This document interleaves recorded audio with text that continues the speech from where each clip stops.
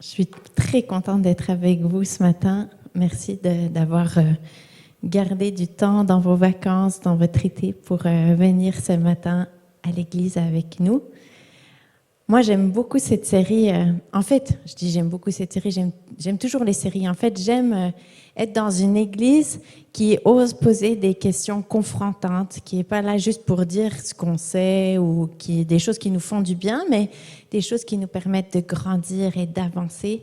Et puis, encore une fois, avec cette série décodée, ça vient être un miroir pour nous travailler, pour nous faire grandir, comme un bon maître veut faire grandir ses disciples et veut nous faire avancer.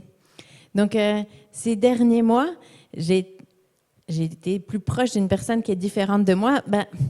Je pense que on sait très bien qu'on est tous différents les uns les autres. Mais ces derniers mois, j'ai été encore plus consciente à quel point on est différents. Et puis, cette série, ça m'a aidée à avoir des actes concrets aussi de comment je peux faire avec une personne qui est différente. Et comment est-ce qu'on peut se rejoindre les uns les autres? Comment est-ce qu'on peut porter du fruit, en fait?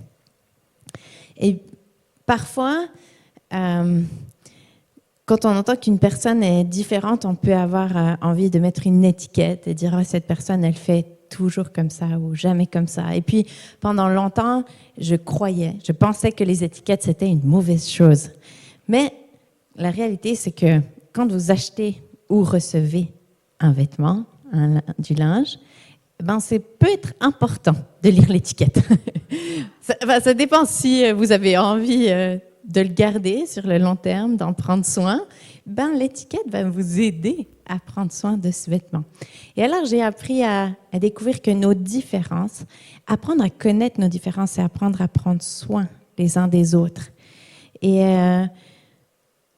souvent, on dit, faites aux autres ce que vous voulez qu'on vous fasse. Et puis, c'est un bon principe, une bonne chose, biblique même.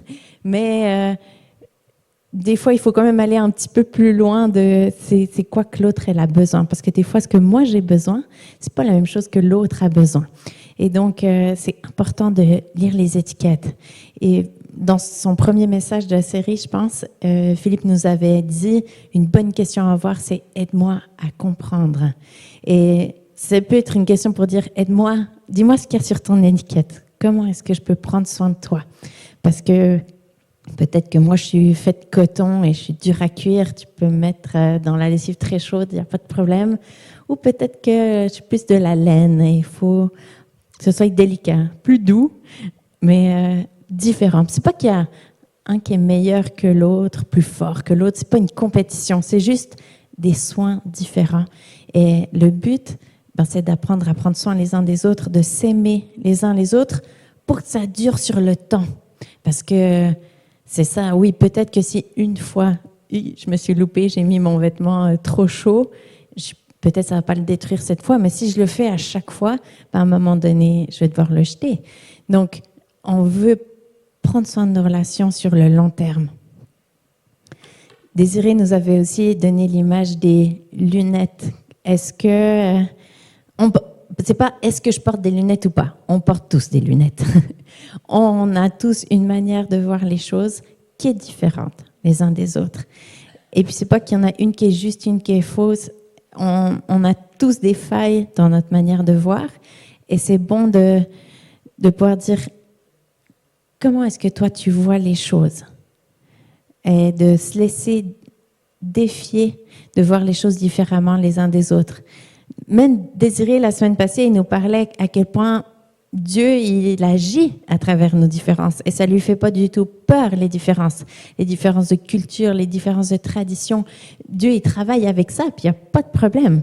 Jésus, il était tout le temps avec des gens différents. Parce qu'on est différents, mais genre vraiment différents. Dans son équipe de disciples, de proches, il a un zélote anti-romain et un collecteur d'impôts ami des Romains.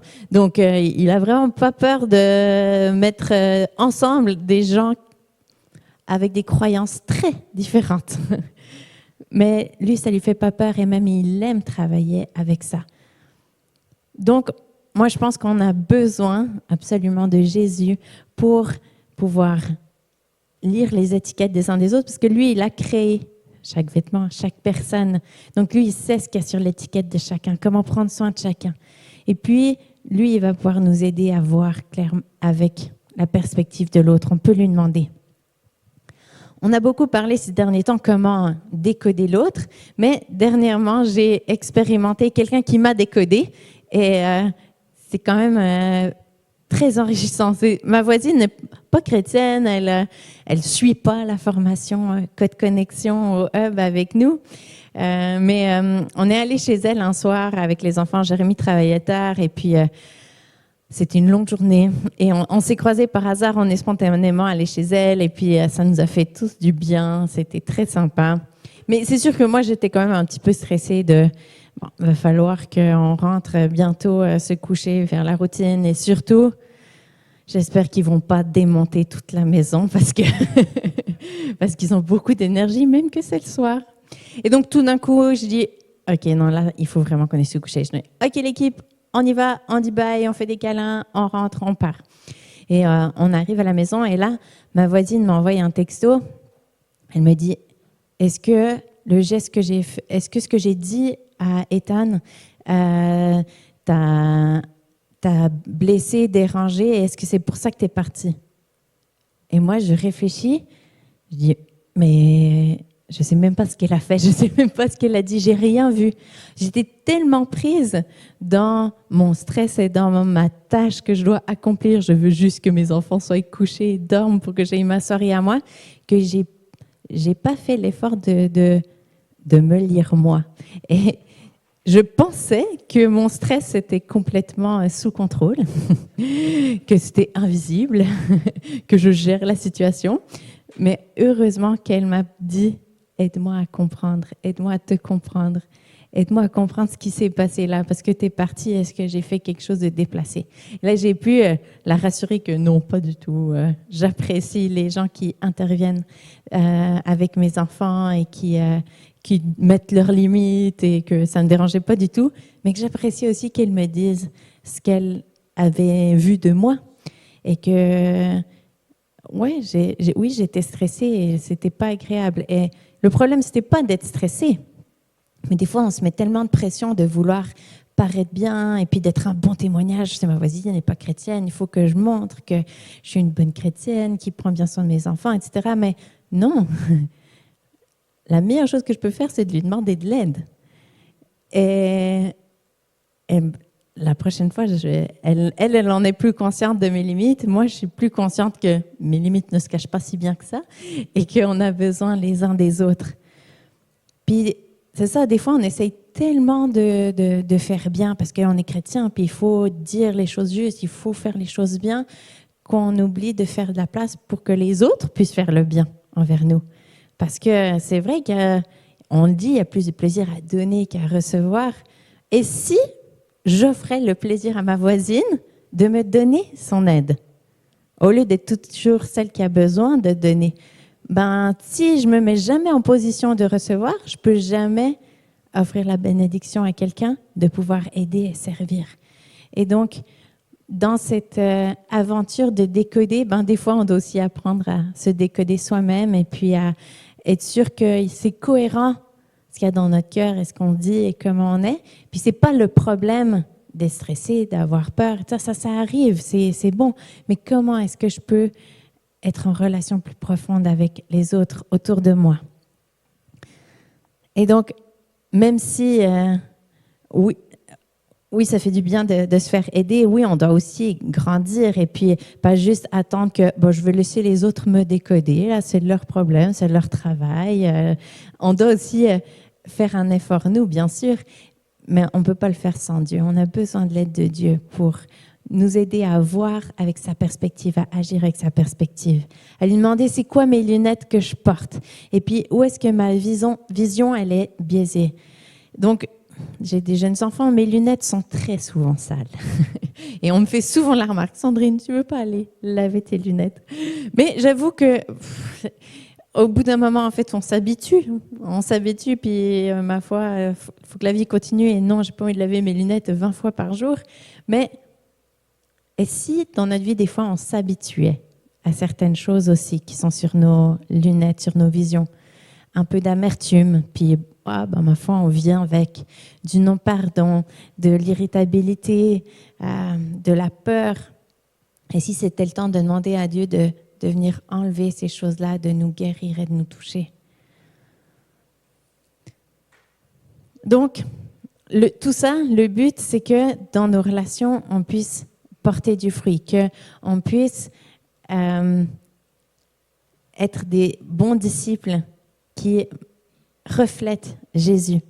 Et puis, j'ai choisi pour mon image l'image de la vigne parce que je pensais à ce verset dans Jean que peut-être vous connaissez bien, peut-être vous ne connaissez pas bien, mais dit « Demeurez en moi et je demeurerai en vous ».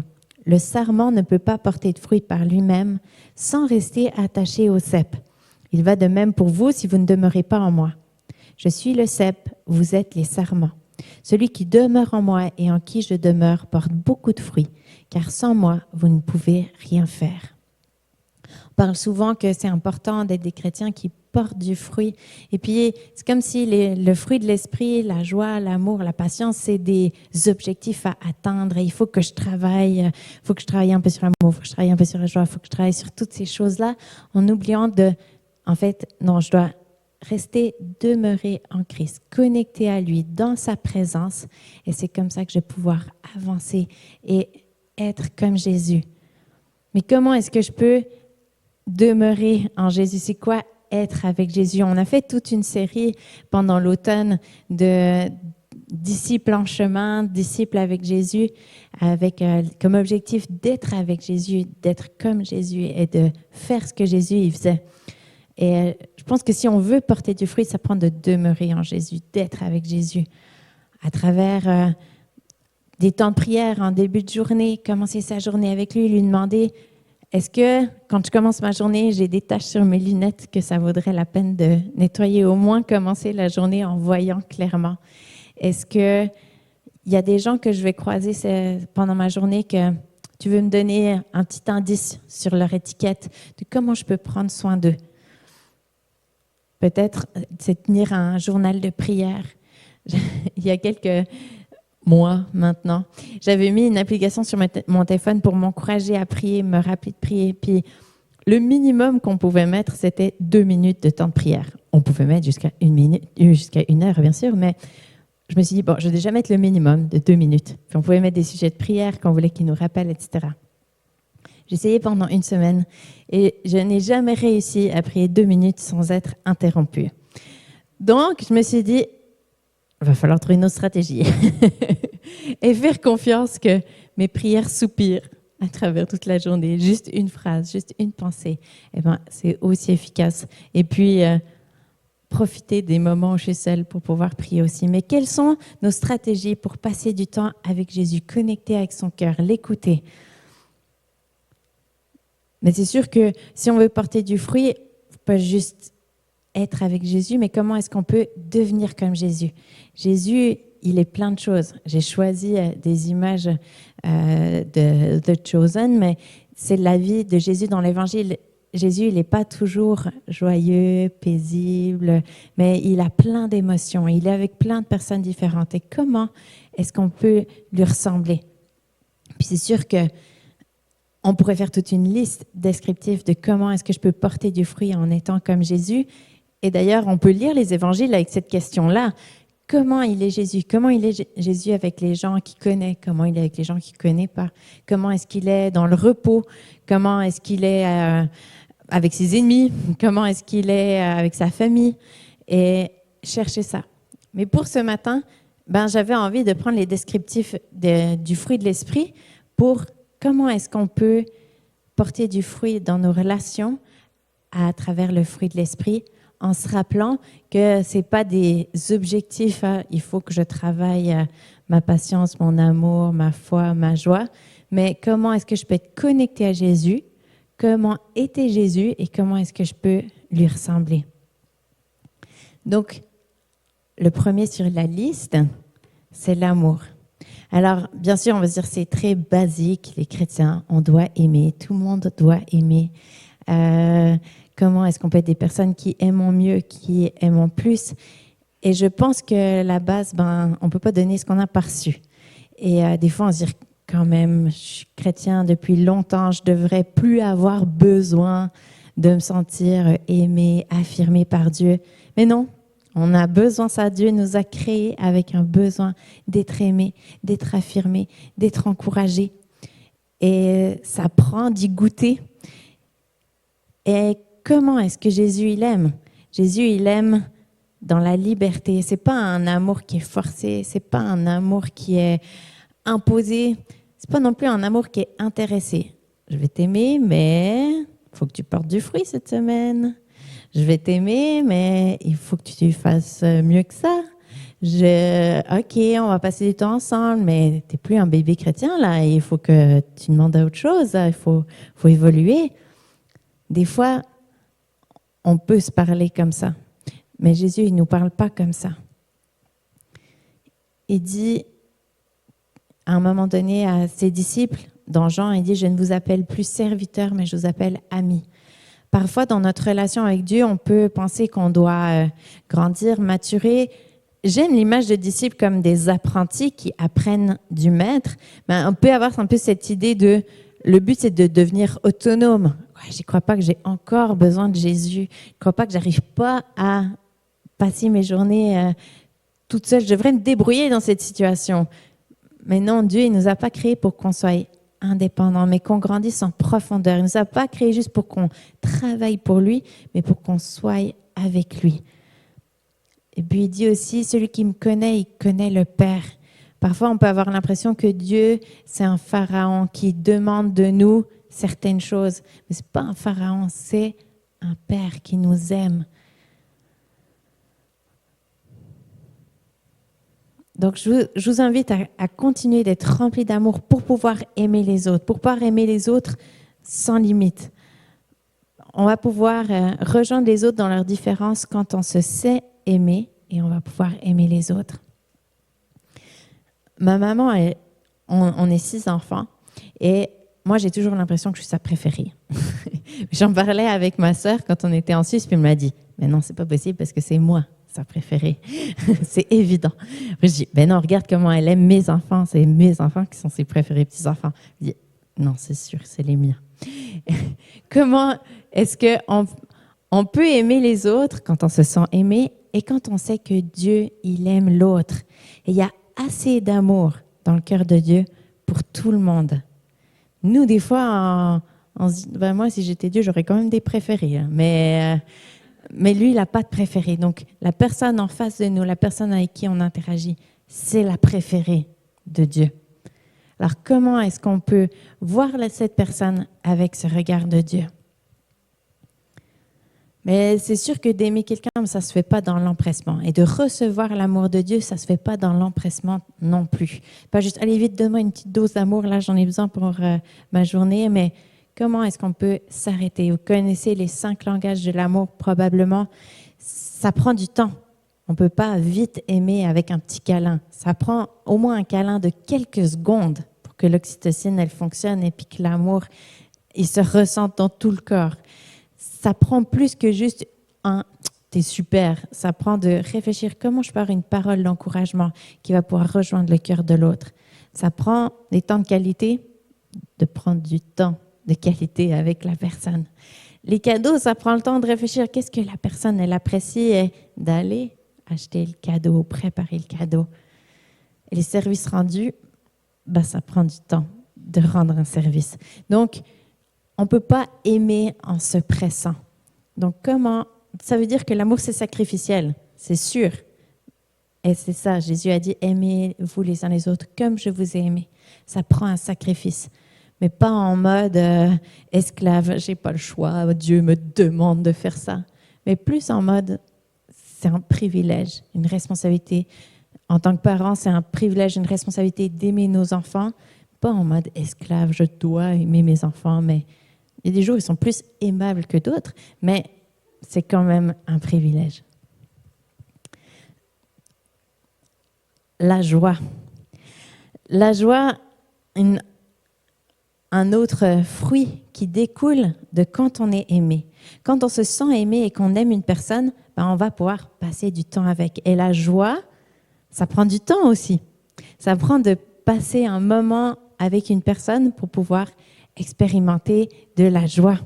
Alors, on pourrait refaire un rappel de toute la série Joie profonde qu'on a eue en début d'année. Je vous laisserai vos vacances d'été pour écouter les vidéos si vous voulez sur le site. Mais la joie aussi, ça ne se vit pas dans l'empressement. Ça prend de s'arrêter, d'être dans le moment présent. Pas dans l'inquiétude de qu'est-ce qui va se venir après, ni dans la culpabilité de ce qu'on aurait fait avant, mais comment est-ce qu'on peut vivre dans le moment présent. Philippe, il nous avait dit dans un des messages que les enfants rient 300 à 400 fois par jour et les adultes une vingtaine de fois par jour. Ça m'a vraiment marqué parce que moi, je passe beaucoup de temps avec mes enfants toute la journée, puis je n'ai pas l'impression que c'est une aussi grande différence. Mais j'ai commencé à être un peu plus attentive. Et en effet, ils rient tout le temps, mais pour rien. Les trucs qui les font le plus rire, c'est des bulles vides d'air, des pets vides d'air. C'est rien, mais c'est ça qui va les faire le plus rire. Mais moi, je sais pas, je me prends trop au sérieux, je pense. L'autre fois, mon fils, il jouait avec son cousin. Ils ont passé 3-4 heures dans le sous-sol à jouer avec les Playmobil. Et ils disent « Maman, viens voir, on a fait un truc de malade !» Alors, je descends pour voir le truc de malade. Et là, ce que je vois, c'est pas ma définition de malade. Parce que il y a toutes les boîtes de Playmobil renversées par terre. Mais dans un coin, il y a un petit téléphérique Playmobil qui monte et qui descend. Mais ça, c'est malade! Alors, il y avait les grands ados, jeunes adultes même, 17, 19 ans, qui disent « Avez-vous passé le test de parents? Avez-vous réussi à vous émerveiller du téléphérique avant de dire « Est-ce qu'on pourrait ranger un petit peu les boîtes tout autour? » J'ai passé le test, mais c'est dur! Mais en même temps, si je veux vivre de la joie, ben ça prend le moment présent. Le moment présent, c'est ce téléphérique Playmobil qui monte et qui descend et qui est trop incroyable. Et quand on a connecté dans la joie, ben après, c'est plus facile de dire « Bon, moi je pense que ce qui rendrait ce téléphérique encore plus malade, c'est qu'il y ait un chemin pour aller jusqu'au téléphérique. Et pour avoir un chemin jusqu'au téléphérique, peut-être on peut ranger quelques boîtes. » Mais moi, je serais beaucoup plus joyeuse. Eux, j'aurais pas volé leur joie. Et on peut rester dans la joie. Les enfants sont vraiment une excellente aide pour vivre la joie. Alors, comment est-ce qu'on peut se rejoindre les uns les autres dans la joie? Ben, ça prend de lâcher notre conception peut-être de ce qui est malade ou de ce qui est vraiment super. Et ça se vit à travers une expérience partagée. Sans peur, sans moquerie. Parce que c'est vrai que des fois, dans nos différences, la différence, ça peut faire rire, mais ça peut être aussi dans la moquerie. Et il y a une grosse différence. Et c'est pas de la joie de se moquer de nos différences. Par contre, de rire de « Oh là là, quand je dis à ma voisine, quoi, t'étais stressée pour ce que toi t'as fait? Mais non, mais c'était moi qui étais stressée, j'avais peur de... » Puis là, on peut en rire et puis « OK, c'est bon, la prochaine fois, juste dis-moi que t'es stressée puis que tu veux aller les coucher, il n'y a pas de problème. » Donc, on veut grandir dans la joie les uns avec les autres. Et dans notre relation avec Jésus, est-ce qu'on vit de la joie? Est-ce qu'on arrive à avoir de la joie quand on pense à Jésus? Parce que vous savez que Jésus, il a de la joie quand il pense à vous. Quelles sont les expériences de joie que vous avez vécues avec Jésus? À quand ça remonte la dernière fois que vous avez eu un moment où de penser à lui, de le voir, vous regarder, ça vous a procuré de la joie? Quand on expérimente sa joie, là aussi, on va pouvoir l'expérimenter avec les autres. Mais c'est sûr que pour être dans la joie, ben, ça prend de ne pas avoir peur. Parce que c'est quand même vulnérable, la joie. Mais l'amour parfait bannit la crainte. Donc, quand on est aimé, on peut faire tomber la peur et on peut expérimenter de la joie. La paix. La paix aussi, ça ne se vit pas dans l'empressement. C'est difficile d'être paisible quand on est pressé. C'est 5 minutes avant de partir et qu'il n'y a personne qui a mis ses chaussures. C'est pas là qu'on est le plus paisible. Quand on est pressé, ça ne marche pas. Mais comment est-ce qu'on peut vivre dans la paix? Ça ne veut pas dire qu'il faut que les circonstances elles soient toutes paisibles. Jésus, il était capable d'être paisible dans une tempête. Il était capable d'être paisible quand la foule l'oppressait et de fuir, de se faufiler dans la foule. Même quand la foule était autour de lui avec plein de besoins pressants, lui, il était capable de partir. Mais il était capable aussi de rester sur son âne, entrer dans la ville, parce que c'était le moment présent, c'était la joie de célébrer sa victoire, même s'il allait à sa mort. Mais il a réussi à vivre la joie du moment présent dans la paix, malgré ce qui l'attendait. Il était capable d'avoir un repas avec Judas, qui allait le trahir, avec Pierre, qui allait le renier, et probablement qu'il devait quand même être paisible malgré tout. Donc, comment est-ce que Jésus il fait pour être paisible dans ces moments-là?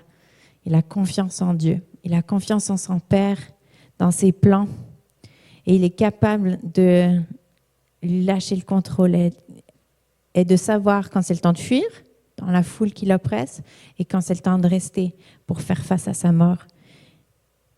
Il sait qu'il peut vivre le moment présent sans se faire voler la joie de son entrée triomphante malgré la mort qui l'attend. Alors, comment est-ce qu'on peut être des personnes qui portent du fruit, qui portent de la paix? Je pense en restant collé à Jésus. Parce que Jésus, c'est vraiment quelqu'un de paisible. Et être paisible, je ne sais pas comment vous vous sentez à côté de quelqu'un qui est stressé, pas très agréable. À côté de quelqu'un qui s'en fiche, je dis « Oh non, mais c'est rien, pourquoi toi t'as peur ?» C'est rien du tout comme situation. Pas agréable non plus. Mais quelqu'un qui dit « Je sais, c'est pas agréable. Je sais, c'est injuste. Je sais, c'est insécurisant. Je sais, c'est difficile. Je sais, c'est douloureux. Je sais, c'est triste. Je suis avec toi. » Et que lui, il est paisible. Alors nous, on va pouvoir recevoir cette paix. Et est-ce que nous, après, on va pouvoir devenir ces personnes qui transmettent la paix autour de nous? J'aime l'image de la colombe. Comme, si tu veux qu'une colombe se pose sur toi, tu n'as pas le choix d'être paisible. Tu ne peux pas être tout tendu, tout crispé. Ça ne va pas marcher. Donc, c'est pas que Jésus ne va pas venir avec nous si on est tout tendu, tout crispé. Là. Il peut supporter ça, il n'y a pas de problème. Mais je crois que si on veut recevoir le prince de paix avec nous, de s'imaginer, ok, lui c'est une colombe, il est doux, il est bon, son fardeau il est léger. Je peux me détendre et recevoir sa paix, recevoir sa présence avec moi, sur moi. Donc, on va pouvoir porter des fruits de la patience quand on fait confiance à Dieu dans ses plans envers nous. Et puis, pour lui faire confiance, ça prend de le connaître que c'est un Dieu qui est confiant, qui est digne de confiance, et ça prend de lire la Bible. En tout cas, moi, ça m'a beaucoup aidé. La patience. Jésus, il n'était pas pressé. Il a attendu 30 ans avant de commencer son ministère. Et puis, même quand son ami est sur le point de mourir, il n'est pas pressé. Même quand il y a un papa qui est désespéré parce que sa fille est sur le point de mourir, il n'est pas pressé. Il est pressé. Il ne traîne pas, là, mais il est prêt à se laisser interrompre par la femme qui a les pertes de sang. Il a ses priorités qui sont justes. Il a un bon sens du timing des choses. Il est patient avec Pierre qui va le renier. Je sais pas, moi, si je sais pas, j'aurais voulu travailler avec lui avant pour essayer d'éviter ça, ou je sais pas, mais même il est patient avec lui quand il le retrouve. Il lui prépare à manger, il s'assied autour du feu, et puis là, il a une conversation avec lui qui est douce, qui est confrontante, mais qui est douce, mais il n'est pas pressé. Comment est-ce qu'on peut devenir patient comme Jésus? En faisant confiance au timing de Dieu, en lâchant l'empressement, mais en cherchant son rythme. C'est quoi ton timing? C'est quoi que tu veux? Et d'apprendre à vivre la joie du moment présent pour pas que notre impatience nous vole la joie du moment présent.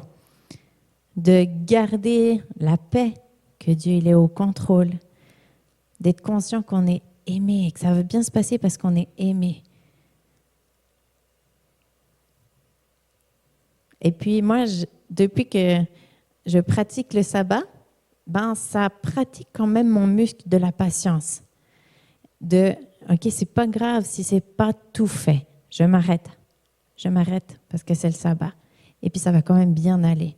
J'aimerais bien que tout soit réglé, que tout soit fini. Puis je suis un peu impatiente que c'est pas grave, on s'arrête. On reprendra ça dimanche soir, on reprendra ça lundi matin.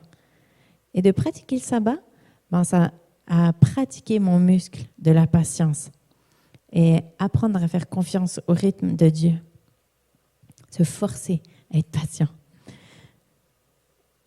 La bonté.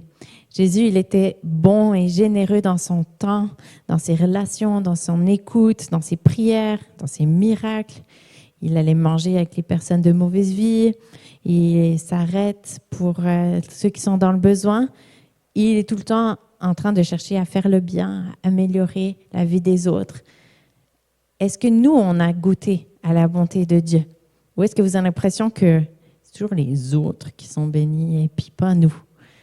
Demandez-lui de goûter à sa bonté, qu'il veut prendre soin de vous et qu'il y a assez en lui.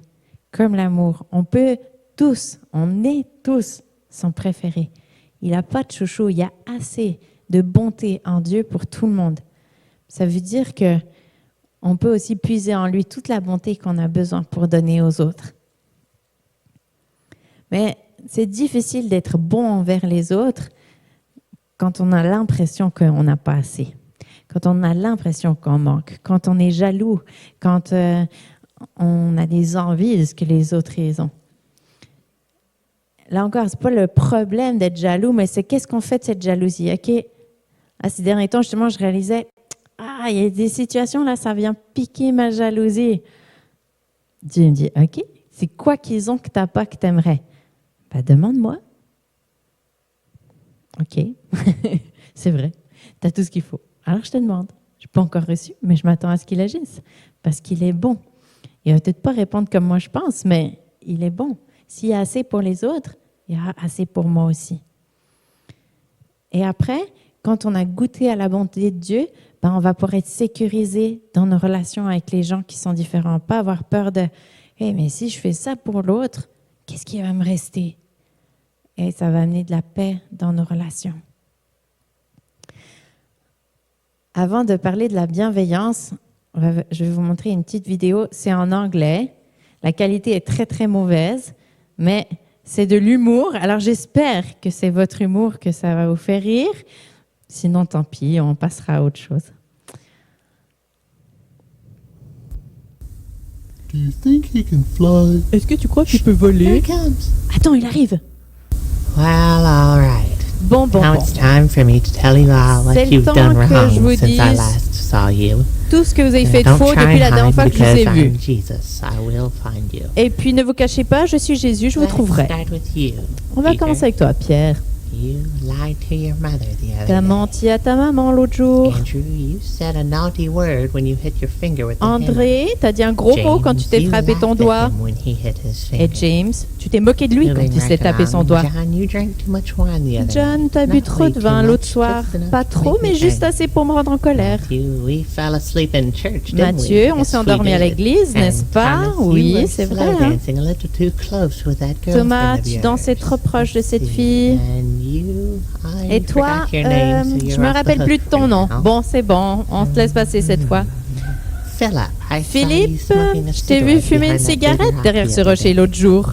Thaddeus, I hate to Thaddeus, say I saw you stick up T'as your levé little finger ton at doigt du someone who cut you milieu off when quand you were quelqu'un riding t'a the coupé la camel. route sur ton chameau. Benjamin, you aren't wearing your Benjamin, WWJD bracelet. Tu portes pas ton bracelet Jacob, I don't mind you WWJD? saying my name, but not after you Jacob, stubbed ça me your dérange toe. pas que tu prononces mon nom, mais pas quand tu t'es Frank. cogné l'orteil. You know what you did. I just can't Franck, repeat tu it sais ce que tu as because fait, mais I'm je suis Jesus. Jésus. Je ne peux pas répéter ce que tu as All dit. right, all you sinners, come with me. Allez, bande de pêcheurs, It's venez time to avec pay the moi. piper. Il est temps de payer pour vos pots cassés.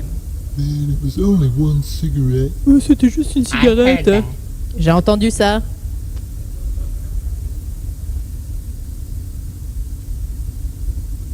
Look at all these sinners. Regardez tous ces pécheurs. All right, listen up. Listen to Écoutez, me. I'm Jesus. je suis Jésus. Listen to what I have to say. Écoutez ce que j'ai à vous dire. I have done many wonderful things. J'ai fait beaucoup de choses I have merveilleuses. healed many people of J'ai diseases. guéri beaucoup de gens de leurs I maladies. have performed many miracles J'ai accompli beaucoup de so that I miracles can tell you this. pour que je puisse You're vous all dire, evil. vous êtes tous mauvais. There is Il n'y a no pas hope. d'espoir. That's C'est it. tout. Merci. Thank you.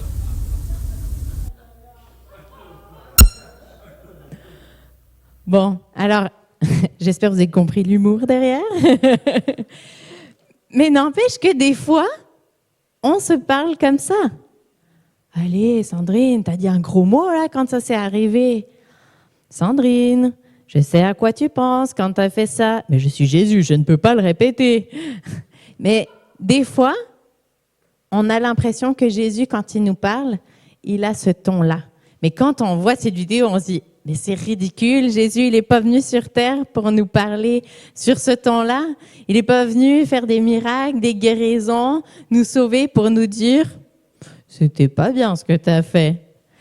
Mais est-ce que ça veut dire qu'il va nous laisser continuer de faire des erreurs et de faire mal? Non, bien sûr que non.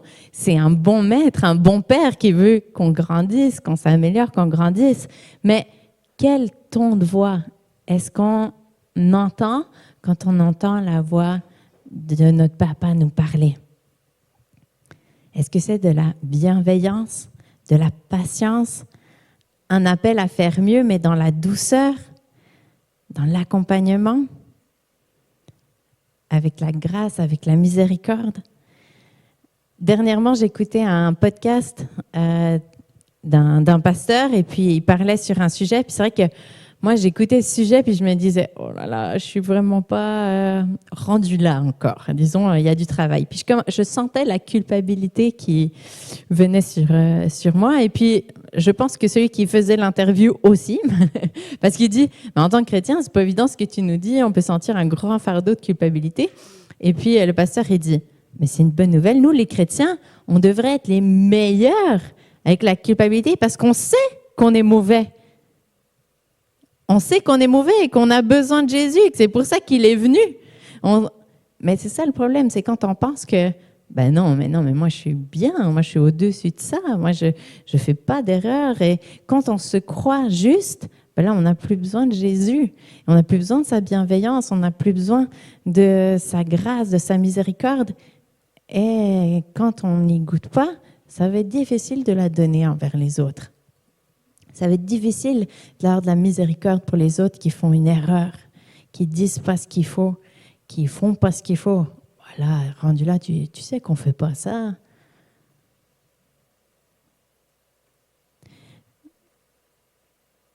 C'est vrai que la culpabilité, c'est pas agréable.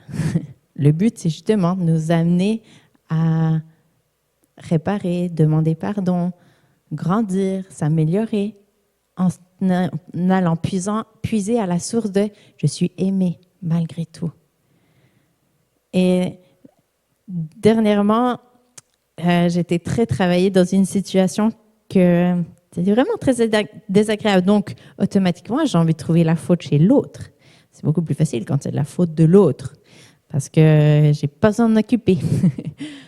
Et puis là, je me suis dit « non, c'est correct, c'est aussi ma faute ». Et c'est pas grave que ce soit, c'est grave, mais c'est pas grave. J'ai pas besoin de me parler durement.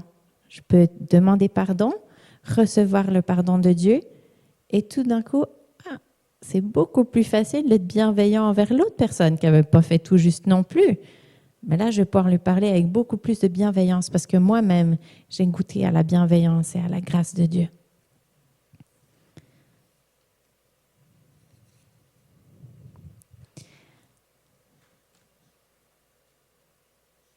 La foi. Jésus, il avait la foi. La foi, souvent, on en parle plus dans les dons de l'esprit parce qu'on a l'impression que c'est quelque chose de surnaturel. Mais ce n'est pas plus surnaturel que l'amour, la joie, la paix, la bienveillance, la bonté. Toutes ces choses-là, elles sont surnaturelles aussi. On a besoin, juste par nos propres forces, ça ne va pas agir avec autant de puissance. La foi aussi. la foi, Jésus il l'avait, il savait que c'était pas la fin, ce qu'il vivait sur terre. Oui, je pense qu'il était capable de pleinement vivre son entrée triomphante parce qu'il ne voyait pas juste sa mort sur la croix, mais il voyait la victoire. Alors lui, il a la foi pour nous. C'est pour ça qu'il arrive à être bienveillant envers nous. Parce qu'il sait que oui, on a fait une erreur, mais on va grandir. Comme nos enfants. Cette semaine, il y avait Shayna qui poussait Benaya dans la poussette et une maman, elle m'a dit ouais, t'inquiète pas, un jour, non seulement elle va pousser la poussette, mais tes enfants, ils vont t'aider à faire la lessive, à faire la vaisselle, et puis tu vas pouvoir leur confier d'autres tâches. Tu verras, il y a la lumière qui s'en vient. Et c'était vraiment touchant et encourageant. Elle avait la foi pour moi. Et c'était facile parce qu'elle était déjà plus loin. Mais Dieu, il a la foi pour nous parce qu'il voit la victoire, il voit la fin. Et quand on a la foi, on peut encourager, on peut rester paisible, on peut profiter de la joie du moment sans l'inquiétude de ce qui vient après, sans se faire voler la joie à cause de la culpabilité de ce qui s'est passé. Alors Jésus, parce qu'il a la foi, il peut vivre la paix dans la foule en colère, il peut être bon avec les gens de mauvaise vie, il peut être joyeux pendant son dernier repas, même avec des disciples qui vont le trahir, il peut être patient envers ses disciples qui apprennent lentement ou qui ne comprennent pas vite. Le mot qui vient après, c'est la douceur. Je ne sais pas, pendant longtemps, je voyais les descriptifs du fruit de l'esprit comme vraiment peut-être un jardin, puis on a la lignée de l'amour à prendre soin, la lignée de la joie à prendre soin, de la paix. Mais là, je vois que c'est vraiment un fruit et que tout découle. Et dans la douceur, c'est la bienveillance sans mots. Tu n'as plus besoin d'utiliser de mots à travers la douceur. Tu peux juste avoir un geste doux, un regard doux, un ton doux. Mais pour pouvoir goûter à la douceur de Dieu, il faut qu'on ait la bonne image de Dieu, du bon berger qui prend soin de nous. Pas d'un Jésus qui va nous dire tout ce qu'on a fait faux de la journée. Comment est-ce que vous attendez votre rendez-vous avec Jésus? Est-ce que vous y allez avec crainte de « il va me dire tout ce que j'ai fait faux » ou est-ce que ce qui m'attend, c'est un câlin doux de « c'était une dure journée, hein? Je suis là, ça va bien aller. Je t'aime, j'ai de la joie envers toi, tu me rends joyeux, je te pardonne, on avance. »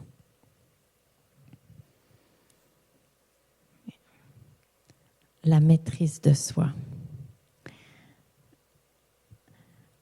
J'ai aimé entendre le témoignage de Steve, beaucoup de respect pour son travail de médiateur. Et lui disait que pour réussir dans son travail, il fallait être ceinture noire de maîtrise de soi.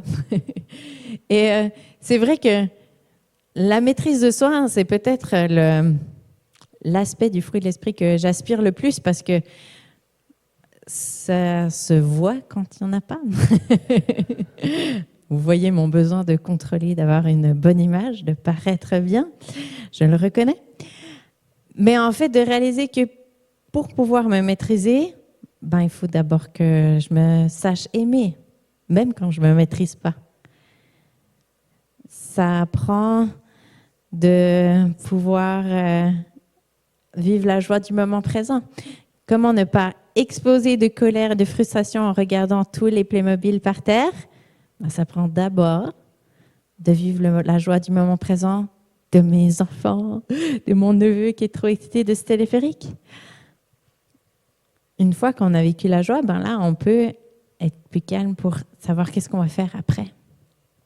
C'est plus facile de se maîtriser quand on est connecté au prince de la paix. Je ne demande pas à côté de quelqu'un qui s'en fiche, c'est pas grave. Ni à quelqu'un de dire, mais tu vas faire comment? Mais oui, mais c'est terrible. Quelqu'un qui dit, je sais, c'est difficile, c'est chaud, ça va être compliqué, mais je suis avec toi. Là, on va pouvoir se maîtriser et pas vivre dans l'impulsivité et dans la panique et dans l'angoisse. C'est plus facile de se maîtriser quand on a goûté à la bonté de Dieu et qu'on n'a pas besoin d'être jaloux de « Ah tant pis, moi je veux aussi m'acheter quelque chose parce que moi aussi je veux montrer que… » Non, on peut se maîtriser et dire, OK Seigneur, comment est-ce que je te demande? Est-ce que je demande à quelqu'un? C'est quoi ta solution? Comment est-ce que tu vas me montrer ta bonté? C'est plus facile de se maîtriser et de ne pas exploser de colère quand on a entendu d'abord la bienveillance et la douceur de Dieu envers nous, qu'on a goûté à sa douceur, à sa grâce. Ben, ça va être plus difficile d'exploser. Quand quelqu'un est très généreux, bon, doux envers vous, c'est quand même plus dur d'hurler. Mais pour ça, on a besoin de connaître notre bon berger, Jésus qui est avec nous. Et j'ai invité Isabelle à venir juste faire un peu de piano parce que je vous ai parlé de tout le fruit de l'esprit et toutes les caractéristiques. Et je ne sais pas si vous êtes encore vous dire, faire des checks, c'est bon, je suis quelqu'un d'assez joyeux, je suis quelqu'un d'assez bon, je suis quelqu'un d'assez doux. C'est correct. Mais est-ce que vous avez goûté à toutes ces choses-là de Jésus? Je ne crois pas que c'est le but, c'est d'avoir un plus grand pourcentage pour réussir le test. Mais comment est-ce qu'on peut être des personnes qui sont ancrées, connectées à la vigne, connectées à Jésus et qu'il y a cette vie qui coule? Et puis ce matin, j'aimerais qu'on puisse prendre juste quelques minutes où, à votre place, vous pouvez demander à Jésus de pouvoir goûter à son amour, une touche de son amour, une touche de sa joie. Est-ce que quand vous fermez les yeux et que vous imaginez Jésus qui vous regarde, est-ce qu'il y a de la joie dans son regard? C'est quand la dernière fois que vous avez expérimenté la joie avec lui? Peut-être dans un temps, peut-être c'était votre baptême il y a longtemps quand vous avez donné votre vie à Jésus. Peut-être c'était une fois où il vous a parlé, une balade, une chose que vous avez vue dans la nature qui vous a fait rire, qui vous a fait sourire.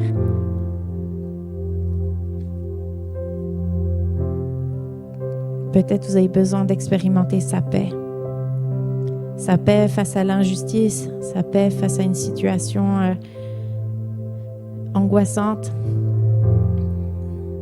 Sa paix qui dit quand c'est le temps de partir, de fuir ou quand c'est le temps de rester, mais sa paix qui est à vos côtés, qui est rassurante. Peut-être ce matin, vous avez besoin de sa patience. D'une situation qui est bloquée, vous avez envie qu'elle se débloque et c'est dur. Peut-être c'est quelque chose avec vous, des choses que vous aimeriez qui changent chez vous ou qui changent chez les autres. Demandez à Dieu sa patience.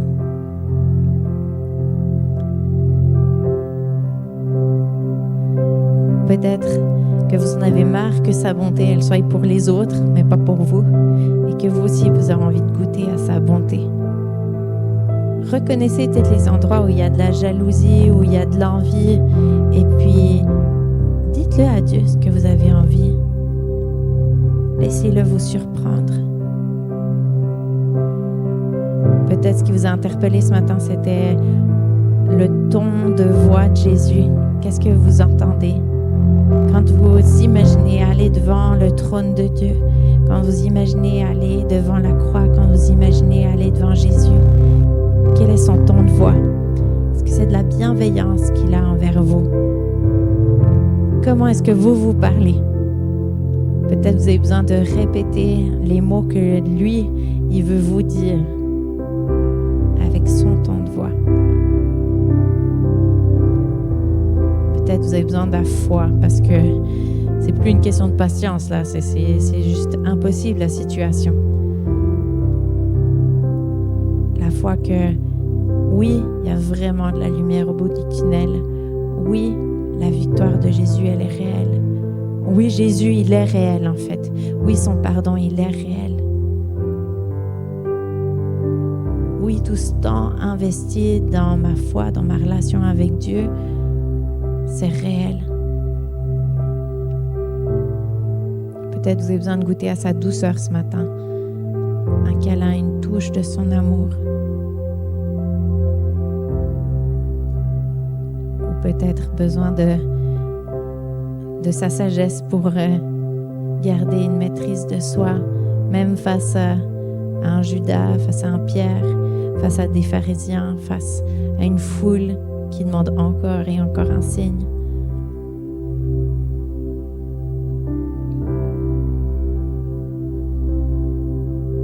Je ne veux pas non plus vous laisser seul dans ce temps avec Dieu. Si vous avez besoin qu'on prie pour vous, je vous invite à venir devant aussi. Si vous avez envie, besoin d'une vraie touche de quelqu'un qui met sa main sur votre épaule et qui prie, on va prier pour vous. Même s'il y a plein de monde en vacances, on est là pour prier les uns pour les autres et on va prier pour vous. Alors si vous voulez, vous pouvez aussi venir devant pour qu'on prie pour vous ce matin.